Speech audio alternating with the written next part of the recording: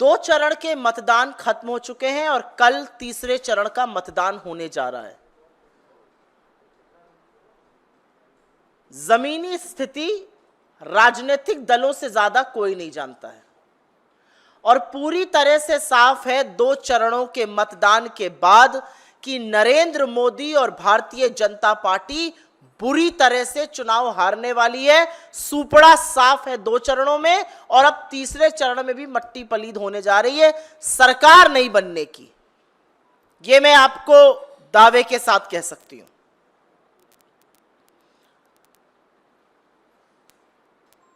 तो असलियत यह है कि जब 2024 में नरेंद्र मोदी की सरकार नहीं बनेगी और लोग उनका सारा षड्यंत्र और सारी साजिश समझ चुके हैं, पूरा षड्यंत्र रचा गया आरक्षण को खत्म करने का, साजिश थी संविधान को समाप्त करने की। 400 पार का नारा ऐसे ही बहकाने के लिए नहीं दिया था। 400 पार के नारे की असलियत अनंत हेगड़े से लेके ज्योति मिर्धा, गिरिराज सिंह, विवेक देबरॉय, लल्लू सिंह सब ने बयां कर दी। जो लल्लू सिंह अयोध्या के सांसद कहते थे थोड़े दिन पहले तक कि संविधान बदला जाना है, उसको अपने बगल में खड़ा करके मोदी जी कल प्रचार कर रहे थे। तो संविधान बदलने की जो साजिश थी वो हिंदुस्तान को समझ में आ गई। जो आरक्षण खत्म करने के नापाक मंसूबे थे वो देश को समझ में आ गया और देश ने इनको हराने की ठान ली। तो दो चरण के मतदान के बाद सुपड़ा साफ है, तीसरे चरण में भी मिट्टी पलीद होने वाली है। पहली बात यह कहनी थी। और अब जब यह सच लगातार सामने आ रहा है तो नरेंद्र मोदी और अमित शाह का निरंकुश प्रशासन, उनकी निरंकुश पुलिस हर वो बर्बरता कर रहे हैं जिसकी लोकतंत्र में, जिसकी सभ्य समाज में, जिसकी सार्वजनिक और राजनीतिक जीवन में कोई जगह नहीं है।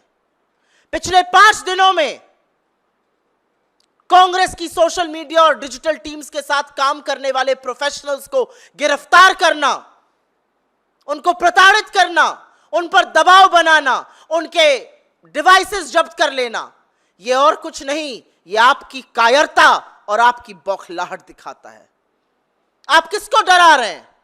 आप प्रोफेशनल्स को डरा रहे हैं। आप डेटा साइंटिस्ट, इंजीनियर्स, डॉक्टर्स, उन लोगों को डरा रहे हैं, राइटर्स, उनको डरा रहे हैं जो प्रोफेशनल्स हैं, जिन्होंने इस देश की गांधी, नेहरू, पटेल, बोस की विचारधारा को चुना और कांग्रेस के साथ काम करने को चुना। आप उनको डरा रहे हैं जिन्होंने सत्य चुना, जिन्होंने साहस चुना, जिन्होंने न्याय चुना। आपकी तरह आपके झूठ का चरणवंदन करने की से नकारा, उन प्रोफेशनल्स को आप डरा रहे हैं। आप किसी को दिन में, किसी को रात में कस्टडी में लेते हैं, उसको प्रताड़ित करते हैं, उसके डिवाइसेस जब्त करते हैं, मनमाने केसेस लगाते हैं। यह कौन सी कायरता है? यह कौन सी बौखलाहट है? अगर दम है तो राजनीतिक लड़ाई लड़िए, अगर दम है तो हमसे सामने आमने की लड़ाई लड़िए। आमने सामने की लड़ाई छोड़कर, रण छोड़कर प्रोफेशनल्स को प्रताड़ित करना, सोशल मीडिया के 22, 23, 24 साल के युवाओं को प्रताड़ित करना, हमारे उन पेड प्रोफेशनल्स को प्रताड़ित करना जो एक विचारधारा के अंतर्गत हमारे साथ काम कर रहे हैं, यह आपकी कायरता है, यह आपकी बौखलाहट है। तरस आता है आप पर कि आपकी इतनी हैसियत और इतनी हिम्मत नहीं रह गई है कि आप राजनीतिक लड़ाई करिए। अरे द्वंद्व तो राजनीतिक होता है। आइए मैदान में, दूध का दूध, पानी का पानी कर रही है जनता। आप किसके पीछे छुप रहे हैं? अगर लड़ना है तो सामने से लड़िए, कायरता मत कीजिए। प्रोफेशनल्स को, कोऑर्डिनेटर्स को, 22-23 साल के लड़के और लड़कियों को गिरफ्तार कर रहे हैं आप। यह दिखाता है आप कितना डरते हैं, यह दिखाता है आप कितने बड़े कायर हैं। ये कौन लोग हैं?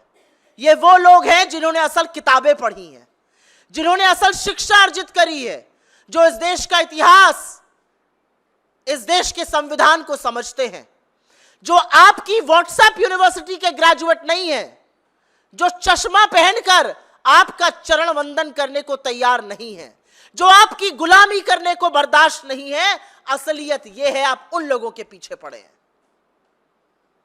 क्योंकि आपके अंदर दम नहीं है आमने सामने की लड़ाई करने का। हम जो भी कानून और न्याय संगत हो रहा है वो कर रहे हैं। हम कई जगह बेल्स मूव कर रहे हैं, जो भी कानून और न्याय संगत कार्रवाई होगी वो हम कर रहे हैं। लेकिन सोचकर दुख होता है और तरस आता है कि दुनिया की सबसे बड़ी फेक न्यूज फैक्ट्री को चलाने वाला प्रधानमंत्री, उस फेक न्यूज फैक्ट्री का दम भरने वाला गृह मंत्री इतना डर गए कि आप प्रोफेशनल्स के पीछे पड़ गए, कि आप इस देश के युवा के पीछे पड़ गए। वो युवा जिसने ठान ली है कि आपसे सत्ता दोबारा से हासिल करके वो रहेगा। वो युवा जो जानता है कि आप सत्ता में नहीं आएंगे क्योंकि वो उठ खड़ा हुआ है। वो युवा जो अपने भविष्य को लेकर चिंतित है, अपने आसपास होने वाली नफरत को वो मिटाना चाहता है, हराना चाहता है, उनको आप परेशान कर रहे हैं। हम इस मुद्दे पर दिल्ली पुलिस की कार्रवाई पर भी दो शब्द जरूर बोलना चाहूंगी। दिल्ली पुलिस बड़ी दौड़ दौड़ के कार्रवाई करती है। अमित शाह की दिल्ली पुलिस, अरे अमित शाह की दिल्ली पुलिस 72 घंटे हो गए, आपको एक कंप्लेन दी थी डीपीसीसी ने, हिम्मत नहीं थी उस पर एक्ट करने की। आज हम सुबह दिल्ली पुलिस के कमिश्नर से मिले, उन्होंने कार्रवाई करने का आश्वासन दिया है। हम देखेंगे उस पर क्या हो रहा है, लेकिन ना हम डरने वाले हैं, ना आपकी गीदड़ धमकियों को सुनकर मेरे प्रोफेशनल साथी दुबक कर बैठने वाले हैं। आपकी हर एक बात का ईंट का जवाब पत्थर से देंगे, आपके हर झूठ का पर्दाफाश करेंगे, आपकी नफरत को हराएंगे, आपकी संविधान के खिलाफ साजिश को बर्खास्त करेंगे और आरक्षण को समाप्त नहीं होने देंगे। क्योंकि इसी आरक्षण ने तमाम गरीबों को, तमाम आदिवासियों को, तमाम दलितों को, तमाम पिछड़ों को यह हक दिया कि वो खड़े होकर आपको निस्तो नाबूद कर सके। आपको क्या लग रहा है जो लोग कम वोट कर रहे हैं वो गर्मी की वजह से कम वोट कर रहे हैं? लोग कम वोट इसलिए कर रहे हैं क्योंकि उनमें आपके लिए उत्साह नहीं है। हमारे लोग जबरदस्त तरीके से बाहर आके वोट कर रहे हैं, आपके लोग घर में बैठे हैं। उनसे बर्दाश्त नहीं हो रहा है एक ऐसा आदमी जो लगातार झूठ बोलता है। उनसे बर्दाश्त नहीं हो रहा है एक ऐसा आदमी जो 10 साल की सत्ता में काबिज रहने के बाद आज भी नेहरू और कांग्रेस और राहुल गांधी को सिर्फ और सिर्फ अपशब्द कहकर अपनी सरकार चलाना चाहता है। इसलिए जरूरी है कि जिन लोगों को चुप्पी बर्दाश्त नहीं है, जो सत्य और साहस के साथ खड़े हैं, उनके खिलाफ आप अपनी घिनौनी गंदी साजिश बंद कर दीजिए। और मैं अमित शाह की आंख में आंख डालकर कहने को यह तैयार हूं कि ना आपकी दिल्ली पुलिस से डरते हैं, ना आपसे डरते हैं। आपके हर झूठ का पर्दाफाश करके रहेंगे, आपकी फेक न्यूज फैक्ट्री को बर्बाद करके रखेंगे, आपको फेक न्यूज नहीं फैलाने देंगे। दुनिया की सबसे बड़ी फेक न्यूज फैक्ट्री जिन्होंने चलाई, जिसकी फेक न्यूज फैक्ट्री ने दंगे कराए, जिसकी फेक न्यूज फैक्ट्री ने वैमनस्यता फैलाई, जिसकी फेक न्यूज फैक्ट्री ने हिंदू मुसलमान को लड़ाया, जिसकी फेक न्यूज फैक्ट्री ने लोगों की आरक्षण की मांग को दबाया, जिसकी फेक न्यूज फैक्ट्री से लाठियां बरसी, उस फेक न्यूज फैक्ट्री को हम बिल्कुल भी बर्दाश्त नहीं करेंगे। मेरा अपना मानना है कि इस देश में 4 जून को एक नई सरकार बनेगी, एक नया प्रधानमंत्री बनेगा, और यह दावे के साथ कह सकती हूं वो नरेंद्र मोदी नहीं होंगे। और जब वो नया प्रधानमंत्री बनेगा तो वो 10 साल का फलसफा भी देखेगा, 10 साल की समीक्षा होगी, और नया प्रधानमंत्री इस देश में न्याय की, इस देश में सत्य की, इस देश में साहस की दोबारा से वो नींव रखेगा जिसकी बुलंदी पर हमारा देश खड़ा है। आपने 10 साल में जितना नुकसान इस देश का हो सकता था वो किया। आप आज भी झूठ और फरेब की फैक्ट्री हैं, लेकिन 10 साल बाद अब जब जनता आपके सामने आकर खड़ी है तो आप उसी जनता के लोगों को, गरीब लड़के और लड़कियों को, जो विचारधारा की एक लड़ाई लड़ रहे हैं, जो प्रोफेशनल्स हैं, जो गांधी, नेहरू, पटेल, बोस, मौलाना आजाद के देश को देखना चाहते हैं, उनको प्रताड़ित कर रहे हैं। ये युवा आपको जवाब देगा, और जवाब इतना करारा देगा कि आप कहीं छुप नहीं पाइएगा। आपके सवालों का स्वागत है, और जैसा कि मैंने कहा, मेरे जिन साथियों के खिलाफ अमित शाह की दिल्ली पुलिस ने या इस सरकार के निरंकुश प्रशासन ने बर्बरता की है, हम हर न्याय संगत कार्रवाई कर रहे हैं, हम कानूनी कार्रवाई कर रहे हैं जो करनी चाहिए। हम कोर्ट्स में बिल्कुल लड़ रहे हैं इस मामले को, लेकिन यहां कहना जरूरी है कि आपकी गीदड़ हरकतों से, आपके नापाक मंसूबों से ना तो मैं, ना मेरी टीम और विशेष तौर से ना कांग्रेस पार्टी डरती है, क्योंकि हम उस पार्टी का प्रतिनिधित्व करते हैं जिसने इस देश की आजादी में अपना लहू बहाया है। मेरे नेता आपकी आंख में आंख डालकर जब सवाल पूछते हैं तो आप गीदड़ों की तरह उनके खिलाफ साजिश करते हैं, उनकी सदस्यता छीनते हैं। तो घबराइए मत, हम आपको कहीं भागने नहीं देंगे। सवालों का जवाब आप ही से दिलाएंगे और हर सत्य का सामना आपको करना पड़ेगा। Any questions on this?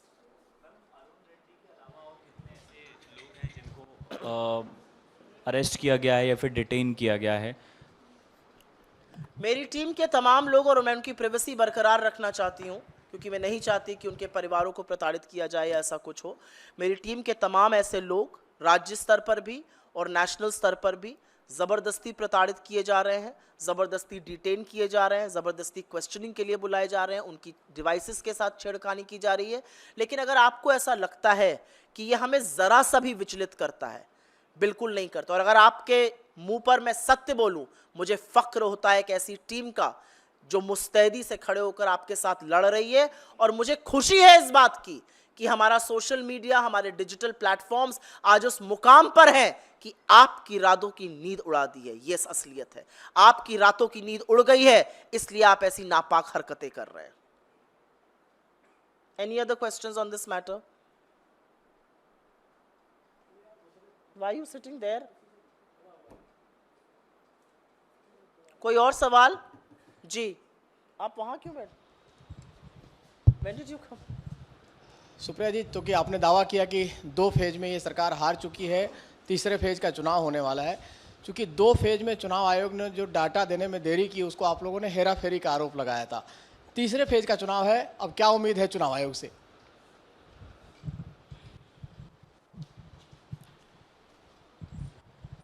सोच रही हूं किस तरह से निष्पक्ष चुनाव आयोग को निष्पक्ष कहा जाए, इसलिए आपका जवाब देने में वक्त लगा। निष्पक्षता का भ्रम तो रहने दो। आज न्यूज़पेपर के एड्स आए हैं, उन एड्स को आप देख लीजिए। सभ्य समाज में, लोकतंत्र में, जहां पे संविधान जीवित है, आपका सिर शर्म से झुक जाएगा। क्या कर रहा है चुनाव आयोग इस बारे में? हमारे लोगों ने कल महाराष्ट्र में इसके खिलाफ चुनाव आयोग के सामने अपना केस रखा। बद्दे, गंदे, घिनौने, वैमनस्यता, नफरत फैलाने वाले, कम्युनल डिसहार्मनी फैलाने वाले वीडियो कर्नाटक बीजेपी चला रही है। क्या कर रहा है चुनाव आयोग? राहुल गांधी जी के वीडियोस की काट छाट करके उसमें से SC, ST, OBC, सामान्य गरीब वर्ग को काट कर सिर्फ माइनॉरिटीज को छोड़कर वो वीडियो चलाए जा रहे हैं। क्या कर रहा है चुनाव आयोग? चुनाव आयोग 1 महीने तक कुछ नहीं कर पाया, जब दिल्ली शहर में बड़ी बड़ी होर्डिंग्स लगी थी जिसको चुनाव आयोग ने स्वीकृति नहीं दी थी। तो मैं तो चाहती हूं कि इस देश के लोकतंत्र के लिए एक निष्पक्ष चुनाव आयोग का निष्पक्ष रहना जरूरी है। निष्पक्षता कायम रहे और निष्पक्षता का थोड़ा सा भ्रम रहे तो अच्छा रहेगा।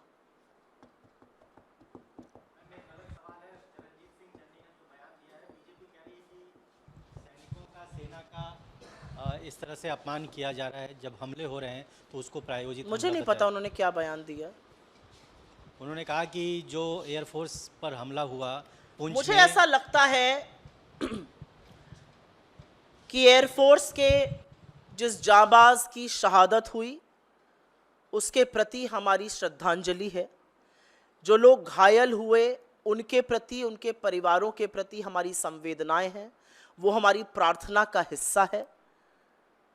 मुझे लगता है आतंकवाद पर पूरा देश एकजुट होकर खड़ा है। आतंकवाद के खिलाफ हिंदुस्तान एक है। आतंकवाद और हिंसा कायर करते हैं। मैं चाह रही थी कि इस देश के प्रधानमंत्री, जिन्होंने 2020 से जब जब कश्मीर में हमारे जांबाजों की शहादत हुई संवेदना और श्रद्धांजलि का एक शब्द नहीं बोला, वो शायद अब बोलेंगे। 3 दिन बीत गए हैं, नरेंद्र मोदी और अमित शाह का एक बयान श्रद्धांजलि का और संवेदना का उस जांबाज के लिए नहीं आया है। मेजर, DSP, कर्नल रैंक के ऑफिसर्स शहीद हुए हैं कश्मीर में, एक शब्द श्रद्धांजलि और संवेदना का नहीं आया है। 20 जांबाजों की शहादत हुई थी गलवान में, 4 साल बीत गए, यथावत स्थिति नहीं बनी। एक शब्द संवेदना और श्रद्धांजलि का नहीं आया, लेकिन कोई घुसा हुआ नहीं कहकर क्लीन चिट चीन को जरूर दे दी गई। तो मुझे ऐसा लगता है कि सैन्य बलों पर जितना कम बीजेपी बोले उतना उनके लिए अच्छा रहेगा।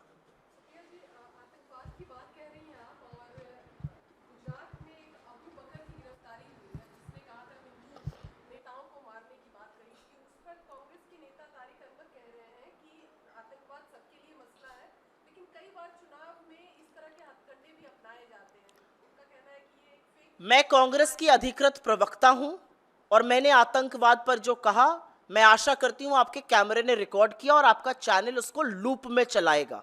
जैसे कि मेरी बाइट्स आपके चैनल पर लूप में चलती हैं, वैसे ये भी लूप में चलेगा जो मैंने आतंकवाद पर कहा।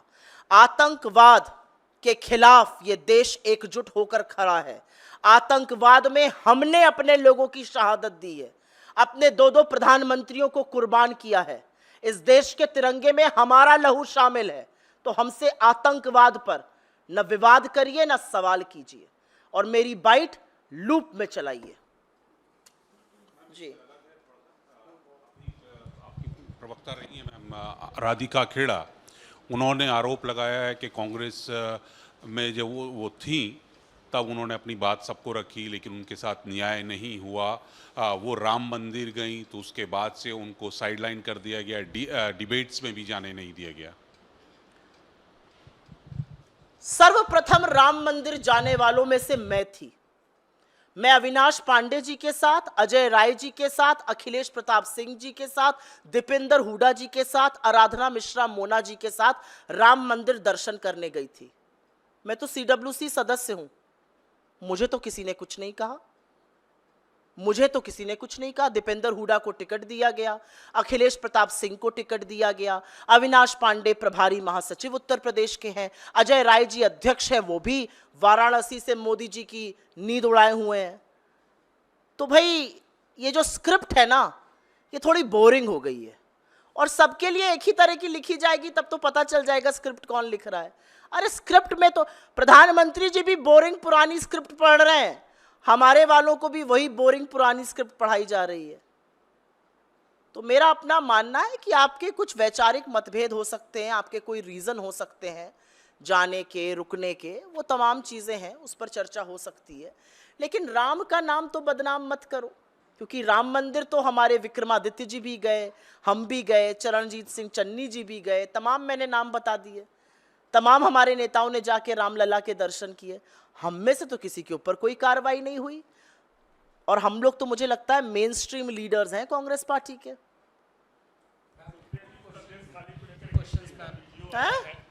संदेश खाली मामले में एक स्टिंग वीडियो है जिसमें भाजपा के एक नेता कहते हुए ये अब कह रहे हैं कि पूरे इस एपिसोड में शुभेंदु अधिकारी कहां तक कोई बलात्कार नहीं हुआ था, पैसा देकर महिलाओं से ऐसा बयान दिया। इस पूरे प्रकरण की जांच होना जरूरी है, इस पूरे प्रकरण की जांच होना जरूरी है, क्योंकि बीजेपी एक फेक न्यूज की फैक्ट्री है।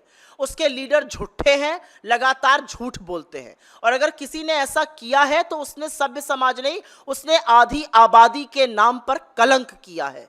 तो उसका सच सामने आना चाहिए, तफ्तीश और प्रोब जरूर होनी चाहिए, इन्वेस्टिगेशन होना जरूरी है।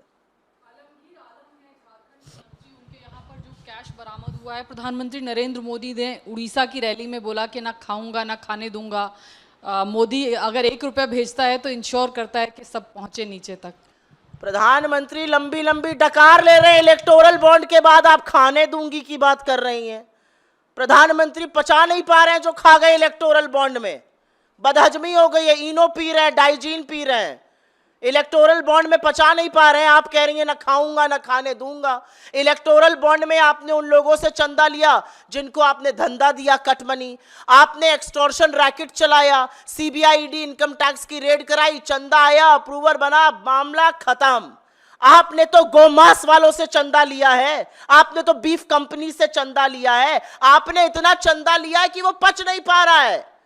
आप डकार लेकर भी पचा नहीं पा रहे, अपच हो गई है आपको। आप क्या बात करते हैं मैं खाऊंगा ना खाने दूंगा। और असलियत यह है कि सुप्रीम कोर्ट ने आपकी कलई नहीं खोली, उन्होंने ऑपोजिशन को पूरा खाका दे दिया है किस तारीख को किसने कितना पैसा इनको दिया और उसके कितने दिन बाद उसको धंधा मिला, किस तारीख को रेड हुई, उसके कितने दिनों बाद पैसा आया, ऐंठा गया चंदा, रेड बंद हो गई, केस बंद हो गया। तो ये देश आपको लगता है इतनी जल्दी भूल जाएगा? अरे अपच हो गई, आप पचा नहीं पाए जो आपके पास इलेक्टोरल बॉन्ड में आया। जी have written to Election Commission saying that what Rahul Gandhi has mentioned about their appointments, that they are associated or affiliated with BJP or RSS. So what you have to say on I that? think the very fact that they have written that they are not associated tells you how entrenched and how associated they really are. साच को तो आज नहीं क्यों लिखने की जरूरत थी? The reality is that the system has been infiltrated by members of the RSS, by the people who hold the RSS ideology, whether it is academia, whether it's the bureaucracy, whether it's the lateral entry. That's what this government has done. People who have no faith in the constitution of this country are today sitting in academia, are today sitting in decision-making bodies. And may I dare say, large sections of the media and the judiciary as well. Thank you. The office of Congress was vandalized last night. What do you have to say on that? Uttar Pradesh में अमेठी और रायबरेली दो star constituencies कही जाती हैं।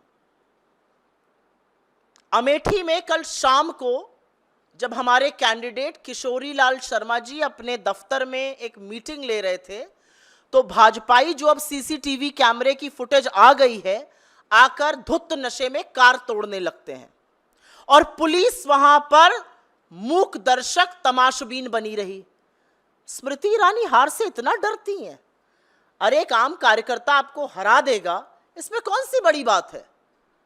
ये तो लोकतंत्र की मजबूती है।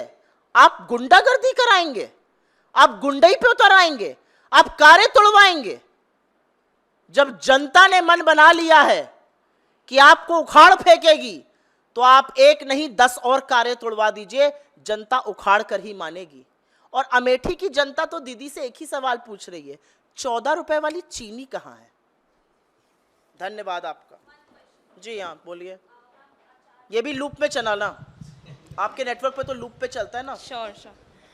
Ma'am, Acharya Pramod Krishnan has given a statement. Who? Or Acharya Pramod Krishnan, former member of Congress party, Acharya Pramod Krishnan has given a statement in which he mentioned that in a meeting after Ayodhya verdict of Supreme Court, Rahul Gandhi has said to his close aides that when Congress party will come into power, they will form a superpower commission and will overturn the Ram Mandir decision, just like Rajiv Gandhi overturned the Shah Bano decision.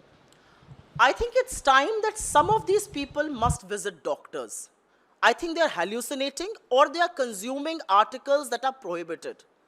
I really think this substance abuse is perhaps taking a lot of precedence in our polity today. I do believe he should consult a good psychiatrist. I do believe that mythomania is a disease that the Prime Minister of this country suffers from, and I think it's trickling down to either members of his party or some of the turncoats who you named. Thank you. मुझे ऐसा लगता है कि झूठ बोलना एक बड़ी गंभीर बीमारी है। इस देश के प्रधानमंत्री उससे जबरदस्त तरीके से ग्रसित है, उनके पार्टी के लोग लगातार झूठ बोलते हैं और हमारे जो कुछ दल बदलू जिनको हमने दूध की मक्खी की तरह निकाल दिया, वो भी झूठ बोलते हैं और जबरदस्त झूठ बोलते हैं। लेकिन मुझे ऐसा लगता है मानसिक रोगी होने में और झूठ बोलने में थोड़ा ही अंतर है। डॉक्टर से परामर्श जरूर करना चाहिए। धन्यवाद।